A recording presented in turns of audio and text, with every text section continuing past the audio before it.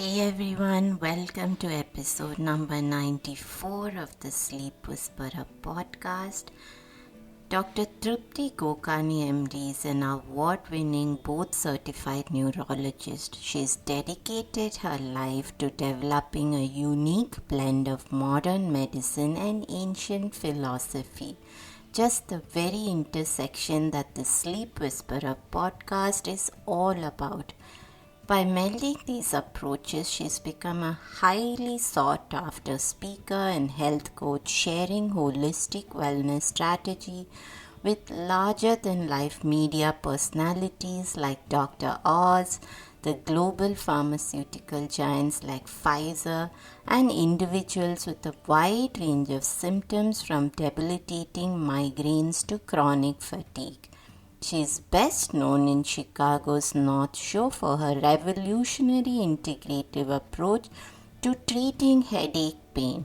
The Zira Mind and Body Clinic's patients swear by her unique methodology focused on healing the head by identifying the disconnect between the mind and the body. When not in the clinic, Dr. Gokani dedicates her insights to speaking and media engagements, aiming to help Americans understand the purpose of their pain and how to heal themselves through a deeper appreciation of the mind-body-spirit connection. In this episode, I'm speaking with Dr. Gokani about how she found herself in the intersection between neurology and Ayurveda. What is the risk-benefit of antidepressants and what is the impact on the body? Who better than a neurologist to speak into this concerning area? She also speaks into how to assess insomnia from an Eastern Ayurvedic perspective and breaks down why neurology must integrate a three-brain approach for true patient-centric care. Gluten is a contradictory conversation for sure. Do you need to eliminate it forever? If you are someone who finds yourself addicted to gluten and getting upset or angry, you may want to take a listen. And just to let you know that our guided sleep meditation will now be available twice every month. So stay tuned for the next one on this coming Friday on time travel to a magical land.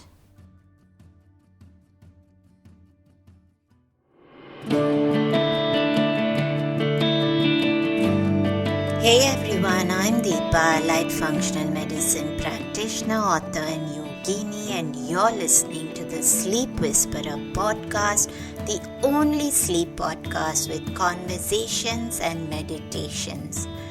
I'm on a mission to share profoundly insightful sleep conversations with global visionaries that merge together functional medicine and ancient wisdom. Breathe in bliss through weekly guided meditations and let yourself enter the land of dreams. Together, let's unravel the pieces, get to the roots, and understand the right tools to transform your sleep completely. Through this podcast, I want you to dream the best version of yourself. It's time to regain hope and begin your sleep journey. Dr. Gokani, pleasure speaking with you. Been excited for the last several days waiting for this conversation. A huge shout out to our common friend and my mentor, Dr. Diana Minik, for even introducing us, which was so beautiful. And I must add that you were the very first person who heard about my book, which is also exciting. That's the day I met you. And I'm especially fascinated about this conversation because, as you know, the show itself is about the intersection between East and West. And while we have guests from the West, the functional medicine space, and then the Eastern perspective, it's rare to get someone who's focused at that intersection. So I'm really looking forward to this, and such a I mean, I don't think we can speak enough about your credibility on this subject. There's just so much that I probably haven't mentioned in our intro. But let's start out because neurology and Ayurveda is quite the intersection. And what brought a neurologist to Ayurveda? Oh, first, I want to say thank you for having me, Deepa. What a pleasure! What a pleasure to spend this time with you and your members. So, what brought me to this intersection is, I think, for many of us, it's a personal journey, and it's as we evolve in our own progress with ourselves, we start to have situations which occur that guide us in a way that we can't even expect until it happens. And so, for me, I had grown up. I was actually born in Kampala, Uganda. And then we were kicked out of the country at a very young age. I was about 6 months old, grew up in Chicago.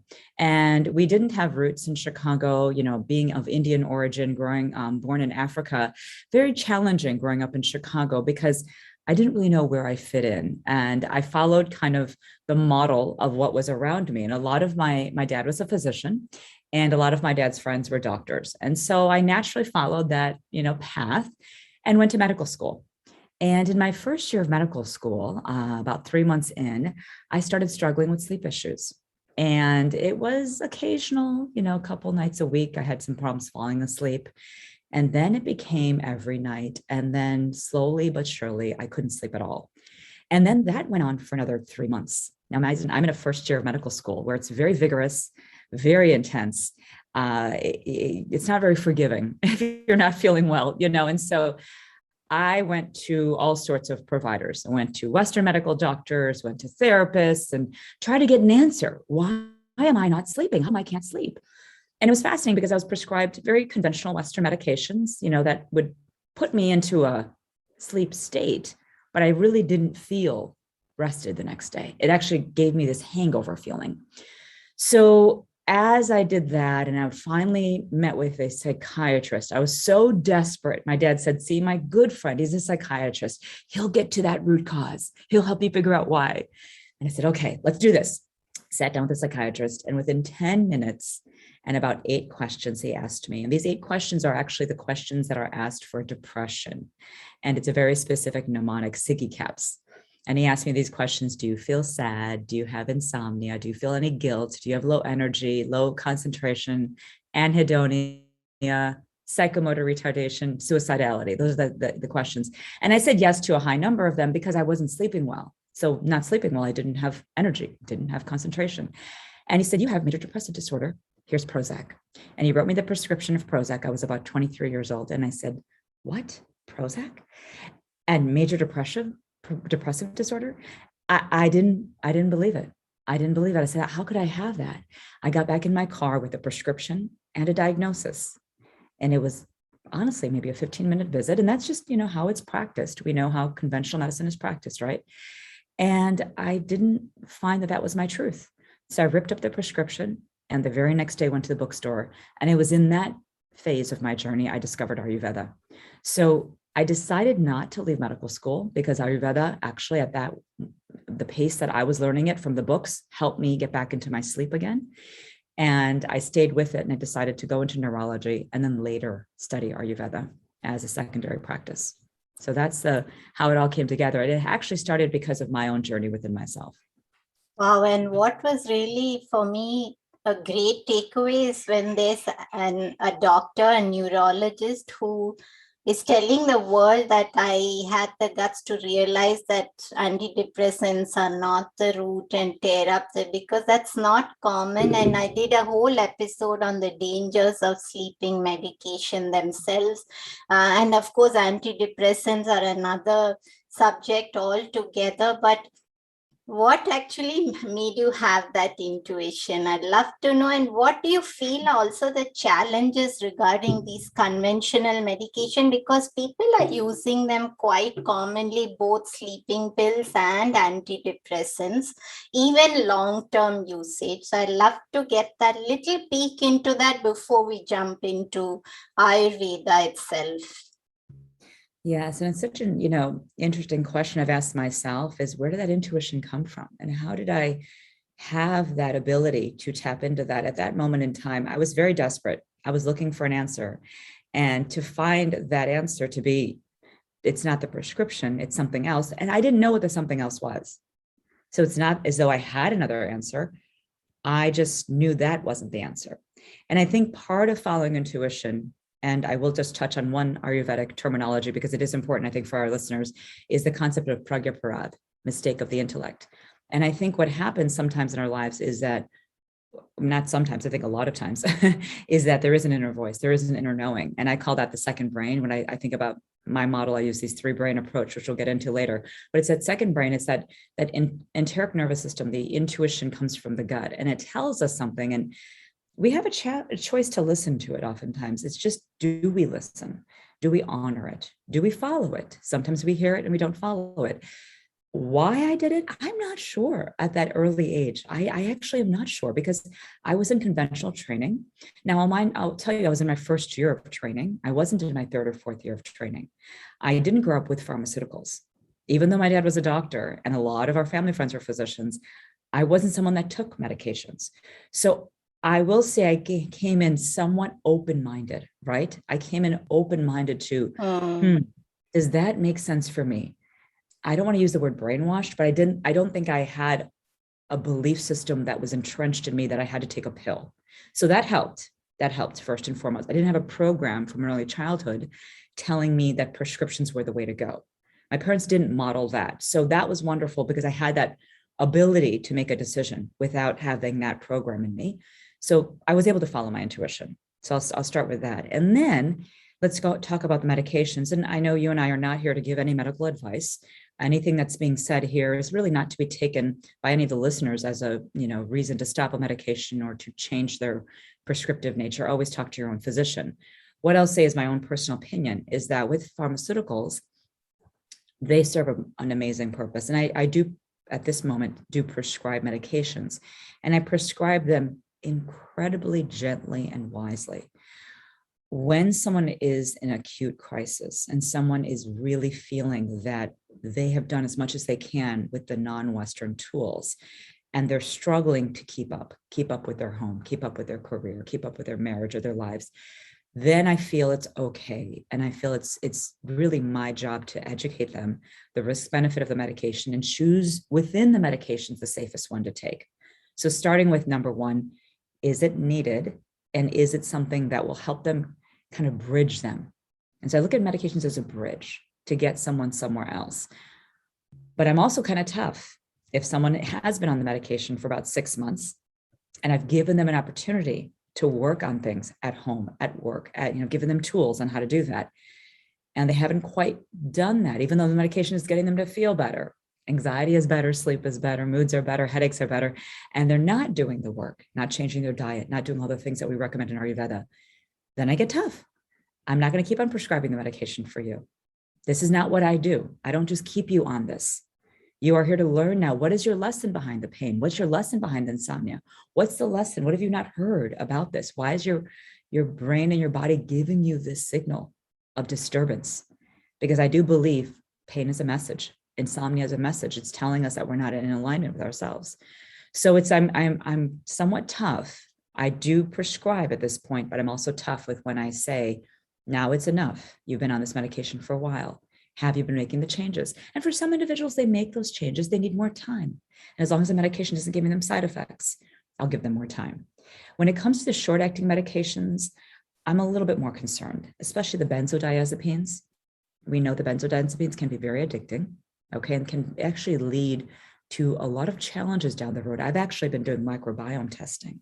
And I didn't know this, Deepa. Some of the benzodiazepines can actually shift your microbiome. And I've seen that and now talked to naturopathic doctors on some test results of my patients who have been off of those benzos now. And I'm asking, why is their microbiome so imbalanced? When I've been giving them products to help their microbiome and they've been watching their diet. And now I'm realizing the pharmaceuticals, the long-term use of them have created now, I call it the third brain, the microbiome, a challenge down there. Big, right? So we're addressing an acute problem and we're creating a secondary issue. So that's where I have to literally talk to my patients and say, we're supposed to be offering risk benefit for every patient, informed consent for every patient. I am not sure every physician is doing that simply because the knowledge isn't there in the medical community. Right. So that's why, individuals like yourself teaching this is so important. And everyone needs to be aware that not everything is told to you in the doctor's office. And you have to do your own research and be your own advocate. I love your approach, Dr. Gokani, because one, you're so right when you say that informed consent is missing in many spaces. And I really think and love the approach that if someone is really struggling, that gentle medication to get them out, but alongside other interventions. And that's so beautiful. I think I first need to go and order your book today so I can read about this. I feel I've been missing some radical information from my life. And let's talk a little bit about what does the Eastern perspective say about insomnia before we get into talking about the three brains, which I really want us to spend some time on. Yeah. So, gosh, this is why I so aligned with you, because how I found Ayurveda was through my insomnia journey, and Ayurveda helped me with insomnia. So for everyone listening, my goodness, Ayurveda gives you so many tools to how to address this condition, which is so pervasive and affects so many individuals. And more now with the pandemic, we're seeing more and more with insomnia. And what Ayurveda does and what Western medicine didn't do, to go back to my early struggles. And since that time, by the way, I've been free of insomnia. I've been a fantastic sleeper because the model is that effective. It's that effective. What it does and what it did for me at that time is, number one, it establishes an understanding of how we are at cause. I, at that time, kept looking at why it was happening to me, what was happening in the world around me that was triggering my insomnia, pointing my fingers at this and that and this and that, and trying to change my environment, trying to change everything around me, change the lighting in my room, which I don't think is something you shouldn't do, but I focused too much on the external world, focused so much on turning the bed clock away from me, turning off the lights, making sure I did the lavender on my pillow, all these different things, which I do believe are helpful. Yet what I was missing, the big piece that I was missing, is my role in the generation of it. And what Ayurveda started teaching me at that time, as I read those early books on Ayurveda, is this concept of knowing your own, doshic makeup. What are the elements that create who you are, and how they gotten out of alignment, and how did you let them get out of alignment? It's a very ownership-based, put it right back on you. Yes. And how did you get disconnected with yourself, right? It's so action-oriented, right? So there was number one, that, which was like, what? I have something to do with this. And then the second piece was so beautiful. It was about the circadian rhythm. I mean, right? An incredible conversation to have about aligning yourself with the day and the night, with the moon and the sun, and bring yourself back into harmony with Mother Nature, which it sounds so simplistic, yet it's so powerful. Everything I was doing was wrong. I was skipping lunch. I was eating dinner late. I wasn't going to bed at the right time. I was actually laying in the bed at 3:00 in the morning versus 10 p.m. Nothing I was doing was right. When I read all of the things I was supposed to be doing to follow to get to good night's sleep, I said, how was I not knowing any of this? I've seen so many providers. Not a single provider told me to have lunch every day. Not a single provider told me to get down to bed at 10 o'clock every day. Why didn't they know this? Because it's in our ancient wisdom. It's in our ancient textbooks. This isn't something that's in Western medicine. So for me, just some of those would seem so simple maneuvers made a profound difference, to a point where I was sleeping again. And like I said, I'm now 50 years old. I've been a fantastic sleeper off of medications since that time. And so it's so powerful. I think those are two big concepts: ownership, knowing who you are, getting to know yourself, getting to know your role in the creation of this symptom, whatever it may be, insomnia, headaches, whatever it may be. And then second thing is getting in alignment with circadian, getting aligned with the night and the day and the rhythms, and starting to create more of an alignment with that. So your own hypothalamic pituitary adrenal axis, your cortisol patterns, can be aligned with the daytime patterns. How can you sleep when your cortisol, your own rhythm, is out of alignment? Because when you're not living in authenticity with the nature, your rhythm of cortisol is imbalanced, and you're making cortisol, unfortunately, throughout the day at a high level, and you're never going to fall asleep with that cortisol being so high. And then we can get into foods and diet and all that too. But those are probably the two big things that were the ahas for me. And I must ask you, Dr. Gokani, because I've had there's a lot of focus on how people have different circadian rhythms and how some people are meant to be the night owl and different names for these versions. But I truly believe that Ayurveda is the original circadian medicine, which is so encapsulated within everything in Ayurveda. So what are your thoughts on people having differing rhythms, where some people are meant to go to bed at midnight and that rhythm is different, and maybe even their cortisol cycle is different? What do you feel about that? I actually do not believe that. I don't believe that. I Yeah. believe if you look at traditional Chinese medicine, you look at other forms of ancient medicine, not just Ayurveda, there is a very specific belief system of sleep patterns and very specific belief system of our energy body being in a certain state at different times of the day. You know, having more of the pitta energy between 10 p.m. and 2 a.m., having more pitta between 10 a.m. and 2 p.m. during the day.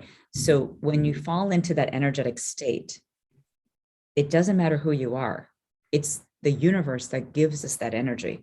So it doesn't matter who I am. At 10 p.m., I go into pitta energy state. So I could use the pitta fiery state to get some work done, to be on my computer, to be really productive. I'm a night owl. I can be really productive and use that energy to do work. Or I could use the energy as mother intended, Mother Nature intended. As the sun is setting, the reason the sun is setting, the reason there's no light is we're supposed to go to sleep. I don't think it's for us to defy that and to think we can defy that. Because, Mother Nature is giving us guidance. It's for us to follow guidance and be humble and drop our ego and say, this is time to go to bed.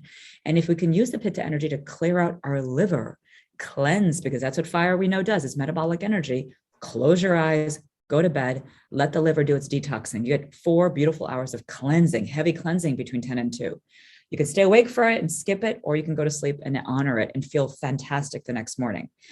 And I honestly would really show medical studies to prove this. There's actually Western data now showing the importance of 10 p.m. bedtime on weight management. A lot of people want to lose some weight. Getting to bed at 10 can help with that, help with your energy and your moods. It can help with your microbiome. There's so much data.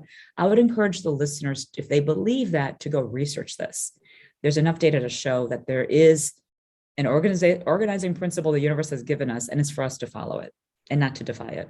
I love it. In fact, we did an entire episode on these times of Ayurveda with Rima Shah, and she's so much like you, a dynamic woman. And when I thought about it, the two of you are so similar, and the thing that popped in my head was cosmic diva.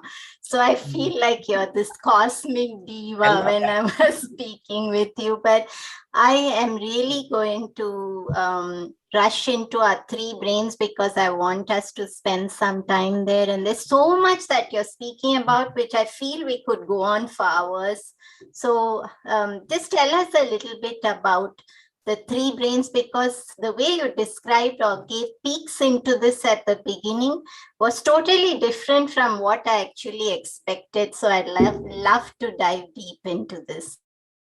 So this evolved, just like my insomnia going into Ayurveda evolved. This evolved with living and experiencing. And as I worked with patients over the years, now I did finish neurology training. I started working in a migraine clinic, working with patients with chronic pain. And I realized the same thing that I was dealing with when I was in my early 20s. They were trying to chase away the pain, just like I was trying to chase away the insomnia and find the answer out there. Oh, it's the weather, it's this, it's that, when a lot of it was internally what was going on with them and what they needed to do to help overcome their pain. And so as I kind of used the model of Ayurveda, as I trained in Ayurveda and used that for my migraine patients, I realized that this model was far bigger. And in a way, I wanted to utilize some organization to the principles in a medical clinic, because it was getting tricky, as you can imagine, to practice Western medicine and also discuss this very deep Ayurvedic ancient wisdom. And so I started to kind of talk about things in a very specific manner. I started thinking about and talking about everyone's thinking patterns, How do you think? How do you interpret your life? How do you interpret stress? If we have the same situation and we see the same thing happen, or we're in the same kind of dynamic and a stressor occurs, how do you interpret it? How long do you hold on to the stressor? And basically, how much does it affect your physiology?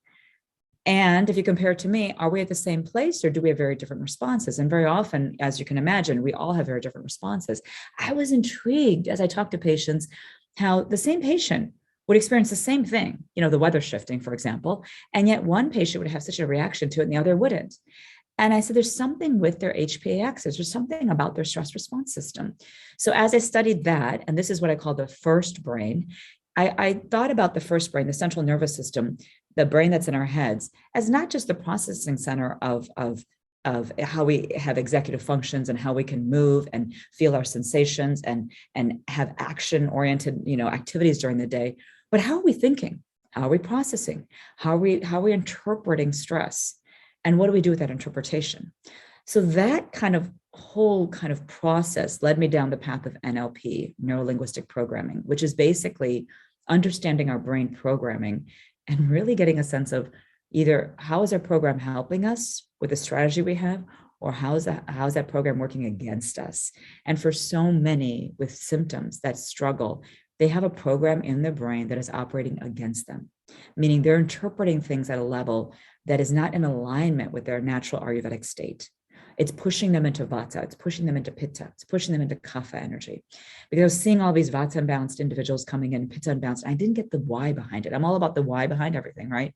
So as I started working that model, I would bring in all these great thinkers like Louise Hay and Wayne Dyer, and I'd have people do these different exercises to work on their thinking brain. And it was helping a lot of people. And then I noticed there was another part that was going on, emotions, suppression of emotions, and suppression of intuitive thinking. And that's where the second brain plays a role. I found that individuals weren't connecting with their emotional body. A lot of it was because, again, of early programming. Maybe they lived in a household where emotions weren't allowed to be expressed. Maybe they expressed their emotions and they weren't appreciated for how they expressed their emotions. They were told to quiet down, to not express it that way. You're being overly emotional. And so either emotions weren't shown appropriately or they weren't allowed to be expressed and downplayed. And a lot of individuals I met were holding their emotional body in. And, the limbic brain is directly connected to the enteric nervous system, the second brain.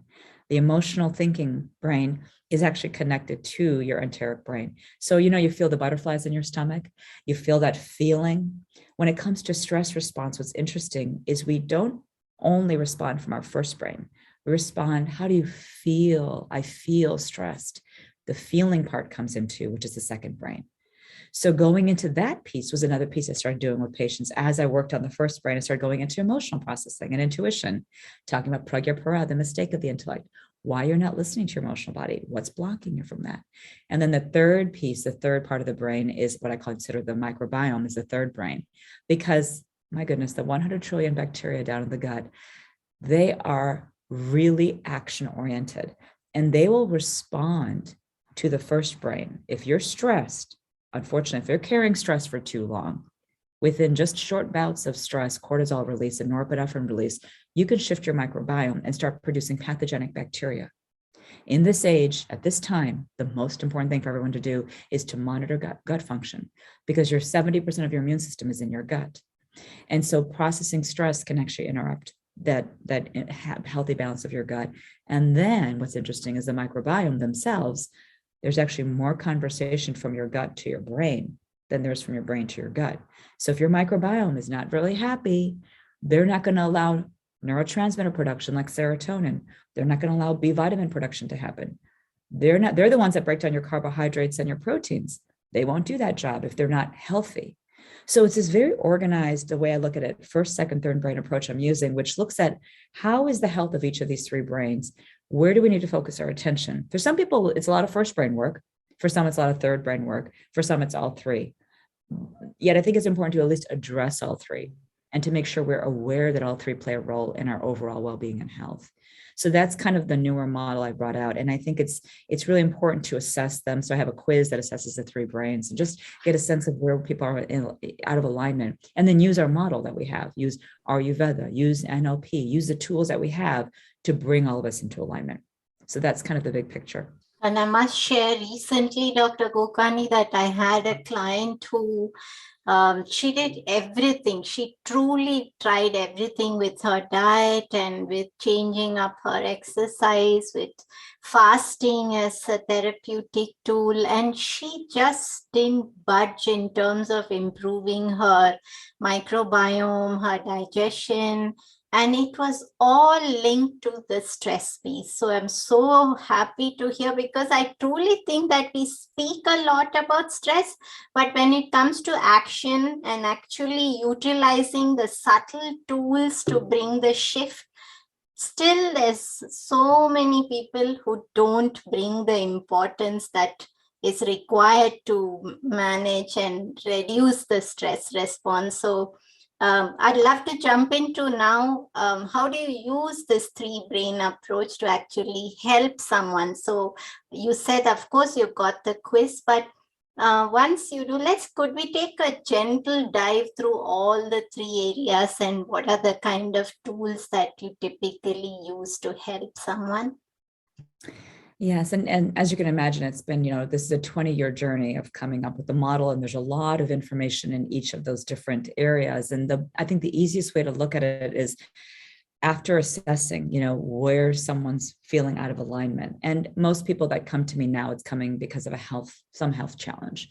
They've seen the Western doctors, and they just don't know. They're stuck, they're overwhelmed, feeling anxious, feeling exhausted, and just don't even know where to go, right? And so I'm usually kind of bringing that kind of individual in. I also have some people that are actually stuck in their careers and stuck in their relationships and just don't know why they're not progressing.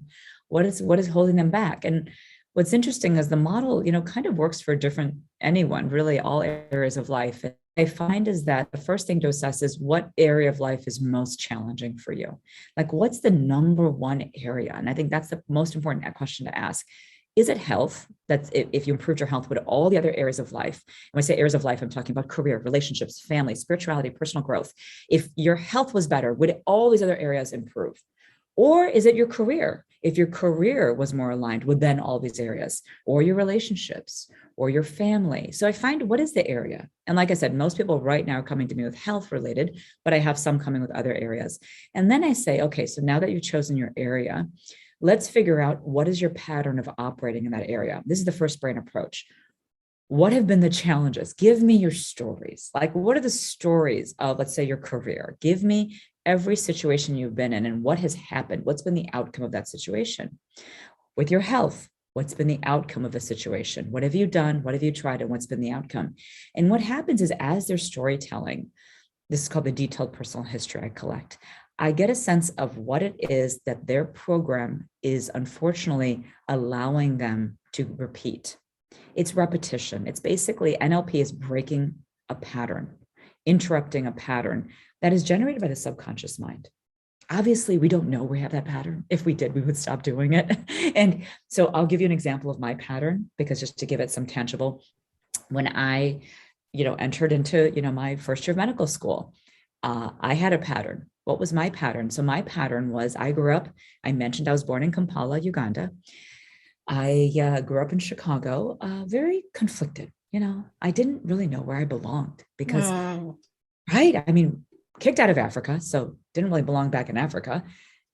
My parents are born in East Africa, though I'm Indian in origin. My parents' friends were Indian, eat Indian food. I'd eat Indian food every day, yet I'm growing up with Western people. So I had a conflict. To me, I told you my model of success was going to medical school. And what's interesting is I started in the university, in the business school. I was not in medical school because I wasn't sure I would be able to make it in medical school. It seemed so difficult. So I started in the business school and I craved science. Like, I love science. So I knew the model of a lot of my family members going to medical school. I left the business school, ended up doing economics and biology, and eventually went into medical school because that was a program. So keep in mind, it was comfort for me in a weird way, it was comfort to choose medicine. Was it the right thing for me? I love science, but I could have been, I don't know, naturopathic doctor. I could have been a chiropractor, could have done a lot of different things. I could have been an educator, a teacher. I could have done so many things in science, right? Yet all I knew was, oh, people go to medical school. So again, this is a subconscious program. And what I'm letting you know is that sometimes we make decisions. We don't know why we're making the decisions. It just makes sense to us at the time. So I choose medical school. Here I am in my first year of medical school, struggling with insomnia. I was vata imbalanced, very excitable, moving, going, doing too much, very pitta, very intense. Of course, then the insomnia generated with the initial problems falling asleep, which we know is a very vata imbalance first, and then problems staying asleep, which is very pitta. So all these things started happening. And I was struggling with, well, what, I don't understand. The therapist actually dismissed me because she didn't know what to do with me, because she said, you seem so happy. You seem fine. Like you're in this medical school, you have wonderful friends. I had this very nice boyfriend who's now my husband. My family was doing great. I mean, there was really nothing wrong with me. And she's like, I do. And she remember the best question, Deepa, she asked me, do you feel stressed? Do you feel stressed? Now, when you're disconnected and you're hanging out in the vata pitta space and you don't even know that that's an imbalanced state, when someone asks you, do you feel stressed? My answer was, no, I'm not stressed. Are you kidding? I was beyond stressed out. And it was funny because she bought into what I said, because I said I wasn't stressed. And I came in speaking very intelligently. And I said, no, I'm not stressed at all. Yet I was going and moving a mile a minute. I was talking fast, moving fast, not sleeping at all, skipping lunches. Everything I was doing was stress provoking. And yet that conversation of stress, it's fascinating. I didn't even know I was, because again, I was running, it was a subconscious program. So first brain is really storytelling, getting a sense of what is it that creates a program that then creates a symptom, and what is the challenge that's been happening over and over. So I'd ask someone, let's go over your bouts of insomnia. Let's go over your bouts of challenges in your career, challenges in your relationships. What has been the story and what's created that story? What's been that pattern?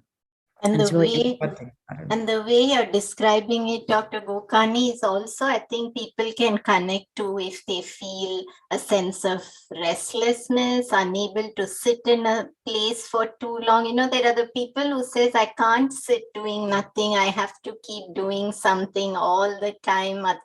And they feel that sitting down and doing breath work or meditation is an unproductive waste of time. So I think these are all also clues that something is off in that center of balance.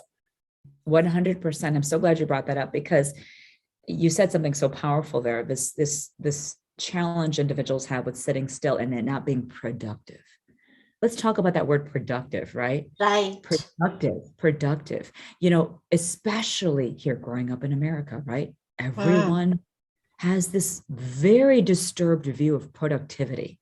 Right. Have to be on all the time, go all the time. And I ask people, this is one thing that I think is so important. I ask them, what do you do on your off time? And what do you do on your on time?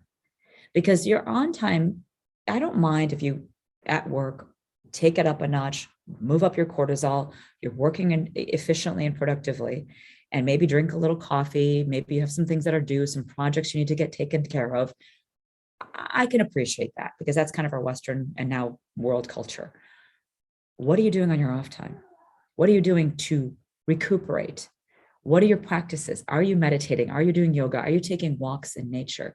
Are you just relaxing with your own thoughts and listening to your own thoughts? Are you allowing those, this goes into second brain, intuitive thoughts to flow? You know, we to be productive, and this is coming from someone who has learned this the hard way, okay? You have to do sometimes what you resist the most. You know that saying, right? We often, we need what we resist the most. What we resist the most is what we actually need the most. Absolutely, yeah. You know so, that. And so when someone says, I can't sit still, it's because they need to sit still. And even in a yoga practice, I see so often that people who say, I cannot sit in a pose for long, I need something which is dynamic and power oriented. And usually they need the exact opposite energy of that. And that's the key. And if everyone can just hear that, like if you're resisting at this moment in time, think of what do you resist the most? What do you resist the most? That's most likely what you need the most. And I'm not saying to jump into 1 hour of meditation every day. Of course not. Start slowly. Start with just a few simple practices. Do it consistently. And I promise you, magical things happen. When you start to tap into that and move from that first brain, that's a pattern interrupt, into second brain, which to me is that intuitive center, opening up the emotional body, getting connected with circadian, connecting with self. What happens is that creative, really authentic, the ananda, that deep sense of bliss, the koshic body opens up and things come to you, things happen. And what's beautiful is you don't have to turn on your cortisol. Things just start to happen for you because the universe is in alignment with you because you're in your authentic self. And if you're craving to make more money, if you're craving to have better relationships or to be healthier, it just starts to happen.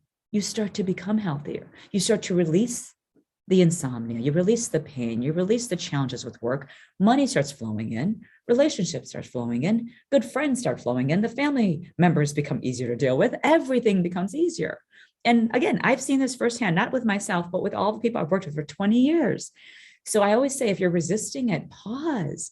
You're actually more productive if you go into that space, spend time in that space, and allow yourself to experience what that is you're resisting. And pause there, because that's where beautiful things happen. Beautiful things happen in that space. I love it. I think I really fought surrender for the longest time. And you're so right. The moment that started to trickle in, things just started flowing so easily. And I mean, I didn't have to, I was almost struck in wonder at things happening around me. Magic happens. You know, the picture, the comfort zone, and the magic happens. That's where magic happens. And it happens over and over and over. And this is what I want people to realize, is that you can have a magical life. You can have a beautiful life. You can have things come for you. And the universe is there to guide you on that journey. Just know that, because once you let go of your resistance, this is what happens. And how do you actually encourage someone to go with the flow and actually encourage this intuitive brain within themselves? So first piece, and this is why I go in this order, you know, the first piece is to work on the thought pattern. What are the negative thoughts? I call these reality statements, the things that are working against you. And those are all programs. You know, I can't do that. I'm not good enough. I'm not worthy. That's all a program that you've just been inherited. That's not your truth. That's a program. So helping people break the program first, and then allowing them to connect with their authentic self using all these practices. So I do use in the first brain approach, I use some hypnotic techniques, some NLP techniques, some Ayurvedic tools, some breath work, which I'm sure you're familiar with, a lot of this breath work that's really, you know, profound in our Ayurvedic training. And then the second brain model, I start using that, you know, the idea of circadian balance and getting them connected with the circadian state. And then again, using some NLP tools to kind of open up their emotional body. There's a technique called MER, mental emotional release, which is to release the emotions that have been harboring and stuck within them. And then going into, once they've kind of moved past and doing it very gently and slowly, then the third brain, what happens is that now it's interesting to evaluate the microbiome, because see, if I evaluate it right in the beginning, when there's all this thought interrupting and stress and emotional, I'm not going to see a great microbiome report, am I? But if makes so much sense. Right? Yeah. If I wait a little bit and do it after we've worked a little bit and nudge some of these things, then the microbiome report gives me a sense of, okay, do you have C. difficile growing? Do you have things that are there, that pathogenic strains? Do you not have some of the keystone bacteria that are making short chain fatty acids that protect your brain and help you rest? And maybe we'll add more ghee in and start adding some probiotics that help build that. And, you know, so looking at that at the end, looking at food intolerances. And one thing I just want to mention to the listeners is, you know, you mentioned this earlier, is this idea of people who've like done the food intolerance testing, done all the dietary work, taken all the foods out of their diet, eating clean 5 foods every day, very strict diet, watching everything and not feeling better. Well, one thing that happens is, keep in mind, let's just say that you have a gut imbalance and you take some foods away because you do food intolerance testing, and then you start removing more and more foods from your diet. Let's remember, Mother Nature brought these foods in because these foods are here to serve us. Now, I'm not saying if you have celiac to eat gluten. What I'm saying is if you have a wheat intolerance or a dairy intolerance, it's not so simple as taking the food away. You have to work on the thinking, stressed brain, work on the emotional body. And yes, take the food away while you're doing that, and maybe add some Ayurvedic herbals and different things, triphala, teas, things that help repair your digestive system. And then when you've worked on that, reintroduce the food later. What I find is so many people take the foods away, are down to those few foods, have gotten so stressed about eating. There's a condition, orthorexia, a fear of eating. Yeah. They've gotten this fear of even eating food. And then the first brain goes into haywire, and they're never going to get better in that state. And that is not the way to approach improving your gut function, which unfortunately somehow, I don't know if it's because, God bless, people are researching, they're on the internet, they're learning from Dr. Google, and they're doing things on their own. And I think you have to have a provider to watch you, because if you start entering that, and I see this over and over with people that are now not failing the Western doctors, they're failing the functional medicine doctors and coming to me because they've taken all these things away. They have their bags of supplements and they walk in, they say, why am I not better? I've spent thousands upon thousands of dollars on testing and food elimination. I said, has anyone talked to you about your stress? Has anyone even gone into that with you? And I'm not going to sit and do a food intolerance test when you walk in the door. I'm going to evaluate your stress system. I'm going to evaluate whether or not you are viewing the world in the right way. What are your patterns? What is your emotional body doing? That is where we need to start. And yes, that takes time. That is the hard work. That's the hard work, but that's the work. Once you do it, oh my goodness, everything else becomes better. Your microbiome improves, your response to supplements, your response to medications improves, your response to your dietary changes improves. You become a better meditator. You become just stronger over the course of time as you practice those techniques. And then you say, wait a second, oh my goodness, had I done that 20 years ago, can you imagine how you'd be now? And all I can say is that it's never too late, though it's important to start taking this journey the right way. And to not ignore, not to think I could just take a supplement or just change my diet to fix myself. I wish it were that easy. I really wish. And that's why, when I wrote Mysterious Mind, that book, The Mysterious Mind, the reason I wrote the book was because I didn't have, the glorious hour to spend with every patient. So what I would say is, okay, I'll tell you a little bit about the story, though you need to do some digging. You need to figure out how you've gotten vata unbalanced. You've got to dig into what you're eating, because there's so many foods in the Western diet that we're working against, as you can imagine. As you know, drinking cold liquids, right? With your meals. Oh my God, big no-no. Everyone was doing that, drinking cold drinks in February in Chicago when they go out to eat, and then having a glass of wine with their meals. How are you ever going to get to bed at night? Right. There's so many wrongs in that, And I was like, so part of it was like, read that to understand the Ayurvedic diet, but then let's start talking about your mind work when I'm in clinic with you.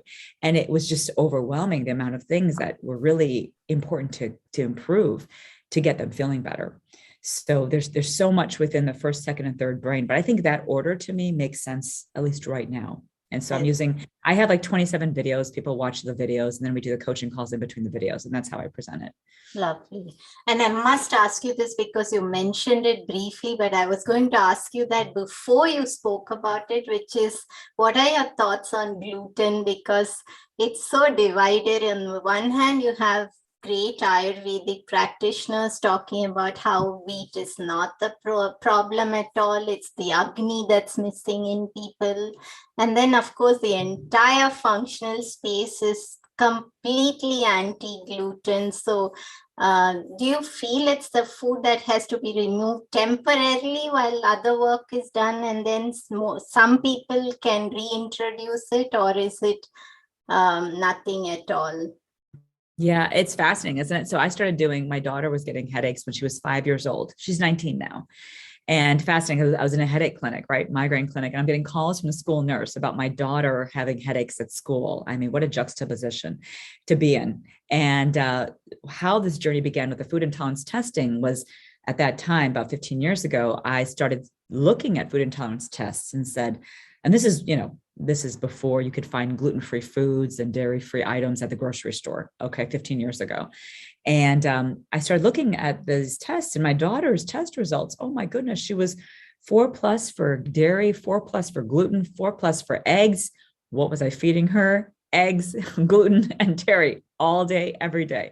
And I thought, oh goodness, she's 4 plus. I showed it to a pediatrician, Johns Hopkins trained, brilliant, wonderful pediatrician, who said, this is nonsense. Don't follow this. This is nonsense. There's no way. All of those foods are healthy. There is no way. If you take away dairy, she's going to have bone fractures. If you take away the wheat is what gives you all the protein and the fiber. You can't do that. So here I was thinking, oh my goodness, what do I do? So I went AMA, against medical advice, and I decided to just do this and follow the integrative approach. Yet, a beautiful thing is I had Ayurveda in my back pocket. I had already read some Ayurveda in my training early years to help myself. And Ayurveda was never about take something away forever. It was sometimes things can activate your doshic imbalance, and to be mindful of the food at that moment of time, based on your state. And this is so important.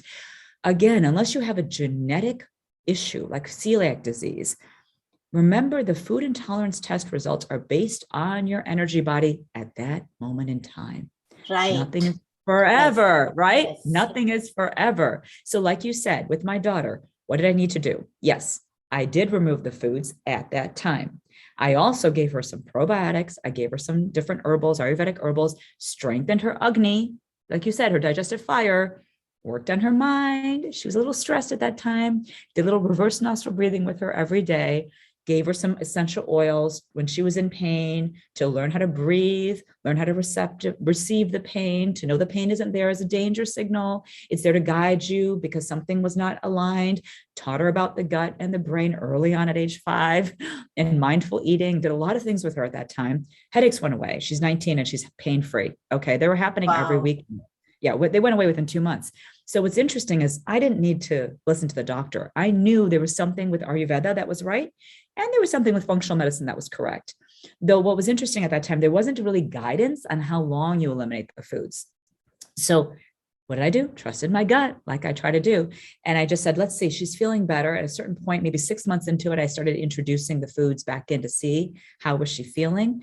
And now to this day, we're cautious. Of course, you see books out there that go no wheat and then books that say eat wheat, right? Dr. Douillard, right? Yeah. And so who I love dearly. And I love the conversation between Dr. Douillard and Dr. Perlmutter.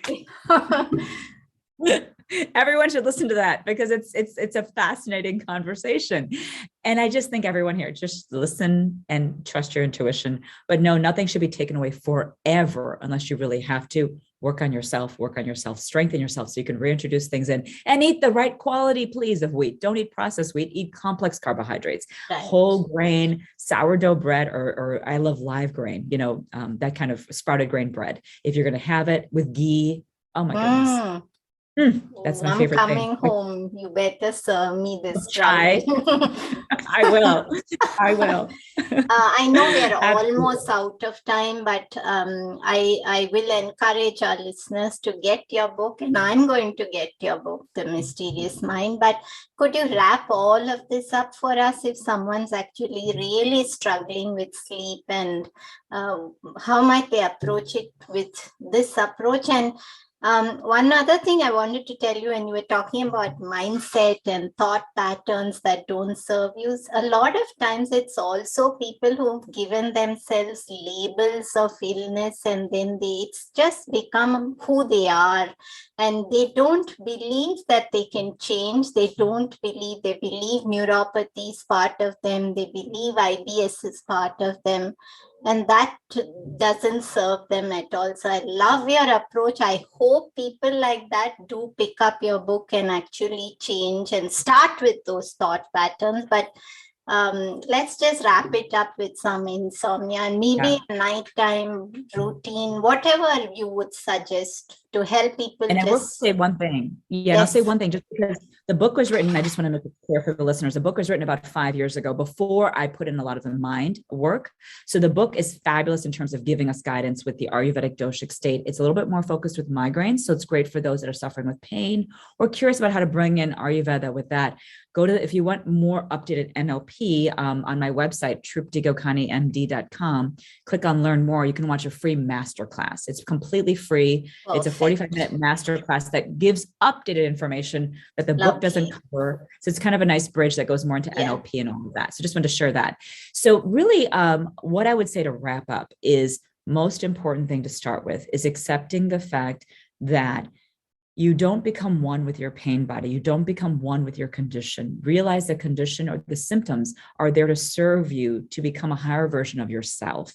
Use that to really even bring yourself into an awareness that there is something within you that hasn't been quite understood. And quite honestly, allowing yourself to go on the outside of the pain body and observing why it's coming. Why is the insomnia coming? And to start to observe your patterns. And you can do that simply by just observing when things happen. What has been your state? Have you gotten too vata and pitta, and what triggered that? So starting with observation is a key principle. And then second thing is being at cause and not saying, why did this happen to me, but why did this happen for me? Incredibly important way of thinking. And then as you start to do that, start aligning yourself with the day and the night. Look at when there's a full moon. Look at when the sun is setting. What are you doing? What are your patterns of behavior? Are you winding down? Or are you starting to rev up? Are you waking up at the same time every morning? Or are you sleeping in certain days? Are you having lunch as your biggest meal? These things sound simple. They're powerful when you take them into action. And then that question we talked about before, what are you resisting? What do you resist the most? That's the want to spend some time working on and start to understand that is probably the thing that's holding you back. And if that's holding you back, you're never going to move past whatever it is you're struggling with. And just honor the system. It's 5,000 years old. Ayurveda is not going anywhere. It's, I believe, the first system of healing known to mankind. It's a beautiful wisdom of getting back into connection with self. So take the time to explore and understand that. When you do, it's powerful. Like we talked about earlier, magic happens. So I encourage everyone just to know this information is there for them. It's been there for thousands of years. And now Western data is supporting Eastern medicine. And that's what's beautiful, is the Western medicine is now coming around to support this. So I'm just happy to be a part of this program with you. And hopefully all the listeners will take your information and learn from you, because you're so wise, and really can move this information forward. And just to complete our show, Dr. Gokani, we've got a show mantra, so I'd like you to complete it for us. If sleep is the new medicine, then how would you complete it? Ooh, if sleep is the new medicine, then our entire being can shift into bliss. I love it. Thank you so much. I'm so honored to have spoken with you today. And really, the time just flew by, and I will be left with this phrase of the cosmic diva for sure. You're so sweet. Thank you. And thank you to all of the listeners for being a part of this and listening to our conversation. I look forward to speaking again soon.